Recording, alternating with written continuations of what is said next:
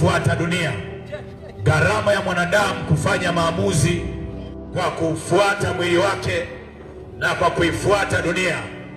Maandiko yanasema kwenye waraka wa kwanza wa Yohana sura ya 2 na mstari wa 15, msiipende dunia wala mambo yaliyomo katika dunia, kwa maana mtu akiipenda dunia, kumpenda Baba hakumo ndani yake. Maana kila kilichomo duniani, yani tamaa ya mwili, tamaa ya macho na kiburi cha uzima, havitokani na Baba, bali vyatokana na dunia. Wanadamu wengi leo, vijana kwa mabinti, wanateswa kwenye ndoa zao kwa sababu walioa na kuolewa kwa kutazama vitu vinavyoonekana. Kwa sababu ya tamaa ya pesa, wanawake wakaolewa na waganga wa kienyeji. Kwa sababu ya tamaa ya pesa, wanawake wakaolewa na wachawi.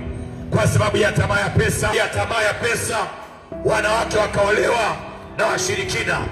Nisikilize mwanadamu, Mungu hajakuumba uishi kwa kuyatazama mambo yanayoonekana. Mungu hajakuumba uishi kwa kusikiliza watu wanasema nini. Mungu hajakuumba uishi ufanye maamuzi kwa sababu mwili wako umewaka tamaa ya ngono. Leo vijana wengi wako magerezani kwa sababu miili yao iliwaka tamaa ya ngono, wakatongoza wanafunzi, wakalala nao, wakawapa ujauzito. Serikali ikawatafuta, ikawakamata, ikawaweka magerezani. Leo vijana wengi wa kiume kwa sababu ya tamaa ya sigara, tamaa ya bangi, tamaa ya pombe, wanaozea magerezani. Mapafu yao yameharibika. Wanaokuuzia sigara wameandika, onyo, uvutaji wa sigara ni hatari kwa afya yako. Lakini kwa sababu ya rosto, kwa sababu ya tamaa, na wengi mmeshawishiwa na marafiki mlionao. Ndio maana maandiko yanasema yeye ajifanyiaye marafiki wengi ni kwa uangamivu wake. Vijana wengi wa kiume, tabia zao mbaya zimetengenezwa kwa sababu ya marafiki wabaya. Nisikilize mwanadamu, hauwezi ukafanikiwa duniani kama una marafiki wabaya.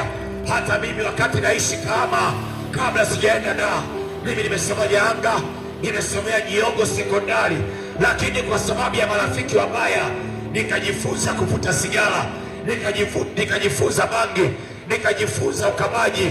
Sisi tulikuwa wahuni Jiongo, tulikuwa tunakama, tunaibia watu. Maisha yangu yakaribika, nikafukuzwa shule, nikawa kijana wa mtaani. Lakini siku moja nilisikia wainjilisti wakihubiri habari njema, kama vile ambavyo dada zangu jana niliwakuta wakihubiri habari njema bila maiki, wakileta ushuhuda, wakiwaambia watu